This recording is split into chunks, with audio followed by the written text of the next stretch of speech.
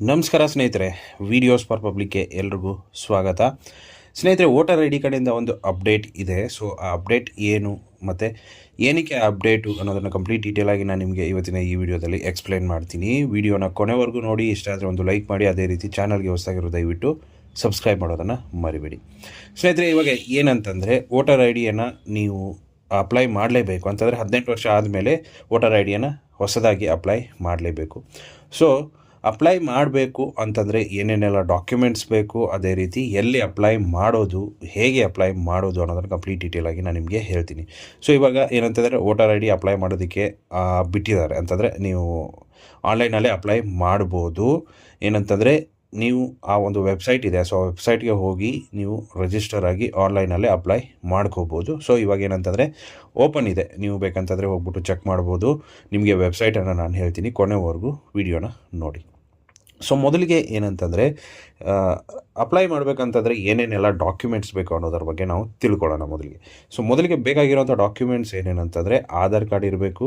ಅದೇ ರೀತಿ ಒಂದು ಸ್ಕೂಲ್ ಸರ್ಟಿಫಿಕೇಟ್ ಇದ್ದರೂ ನಡೆಯುತ್ತೆ, ಇಲ್ಲ ಅಂದರೂ ನಡೆಯುತ್ತೆ. ಯಾಕಂತಂದರೆ ಆಧಾರ್ ಕಾರ್ಡ್ ಒಂದಿದ್ದರೆ ಸಾಕು, ಇವಾಗ ಅಪ್ಲೈ ಮಾಡ್ಬೋದು. ಬಟ್ ಏನಂತಂದರೆ ಸ್ಕೂಲ್ ಒಂದು ಸರ್ಟಿಫಿಕೇಟ್ TC ಇದ್ದರೆ ಸಾಕು. ಆಧಾರ್ ಕಾರ್ಡ್, TC ಮತ್ತು ಒಂದು ಫೋಟೋ ಬೇಕಾಗುತ್ತೆ. ಸೊ ಇಷ್ಟು ಬೇಕಾಗುತ್ತೆ ಡಾಕ್ಯುಮೆಂಟ್ಸು. ಮತ್ತು ನಿಮ್ಮ ಪೇರೆಂಟ್ಸ್ದು ಯಾರ್ದಾದ್ರೂ ಒಂದು ವೋಟರ್ ಐ ಡಿ ಬೇಕಾಗುತ್ತೆ. ಸೊ ಇಷ್ಟು ಡಾಕ್ಯುಮೆಂಟ್ಸ್ಗಳು ಬೇಕಾಗುತ್ತೆ. ಸೊ ಇಷ್ಟು ಡಾಕ್ಯುಮೆಂಟ್ಸ್ ಇತ್ತಂತಂದರೆ ನೀವು ಈಸಿಯಾಗಿ ಅಪ್ಲೈ ಮಾಡ್ಕೋಬೋದು.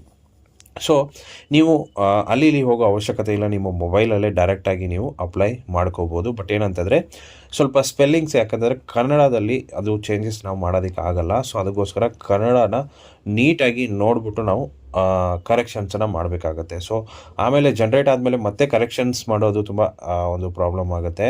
ಸೊ ಅದಕ್ಕೋಸ್ಕರ ನೀವೇನು ಮಾಡ್ಬೋದು, ಈಸಿಯಾಗಿ ಅಲ್ಲೇ ನೋಡಿಕೊಂಡು ಕರೆಕ್ಟಾಗಿ ಕನ್ನಡದಲ್ಲಿ ಕೂಡ ನೀವು ಚೇಂಜಸನ್ನು ಮಾಡಬೇಕಾಗುತ್ತೆ. ಸೊ ಇಂಗ್ಲೀಷಲ್ಲಿ ಏನೋ ಹಾಕ್ಬಿಡ್ತೀವಿ ಈಸಿಯಾಗಿ, ಬಟ್ ಏನಂತಂದರೆ ಕನ್ನಡದಲ್ಲಿ ಅದು ಆಟೋಮೆಟಿಕಲಿ ತೊಗೊಳ್ತಾ ಇರುತ್ತೆ. ಸೊ ಅದನ್ನು ನೋಡಿಕೊಂಡು ನಾವು ಚೇಂಜಸ್ ಮಾಡಬೇಕಾಗತ್ತೆ. ಸೊ ತುಂಬ ಜನ ಅದನ್ನು ಚೇಂಜಸ್ ಮಾಡಲ್ಲ, ಅದು ಹಾಗೆ ಬಿಟ್ಬಿಟ್ಟಿರ್ತೀರ. ಸೊ ಕನ್ನಡದಲ್ಲಿ ಹೆಂಗೆಂಗೋ ಬಂದುಬಿಟ್ಟಿರುತ್ತೆ ಅದು. ಸೊ ಅದಕ್ಕೋಸ್ಕರ ಅದನ್ನು ನೋಡಿಕೊಂಡು ಚೇಂಜಸ್ ಮಾಡ್ಕೋಬೇಕಾಗುತ್ತೆ ನೀವು ಇನ್ ಕೇಸ್ ಮೊಬೈಲಲ್ಲಿ ಆನ್ಲೈನಲ್ಲಿ ಅಪ್ಲೈ ಮಾಡ್ತೀರಾ ಅಂತಂದರೆ. ಸೊ ನೀವು ಆನ್ಲೈನಲ್ಲೇ ಅಪ್ಲೈ ಮಾಡ್ಕೋಬೋದು. ವೆಬ್ಸೈಟ್ ಲಿಂಕ್ ಬೇಕಂದರೆ ನಾನು ಡಿಸ್ಕ್ರಿಪ್ಷನಲ್ಲಿ ಹಾಕಿರ್ತೀನಿ, ಹೋಗ್ಬಿಟ್ಟು ಚೆಕ್ ಮಾಡ್ಕೊಳ್ಳಿ.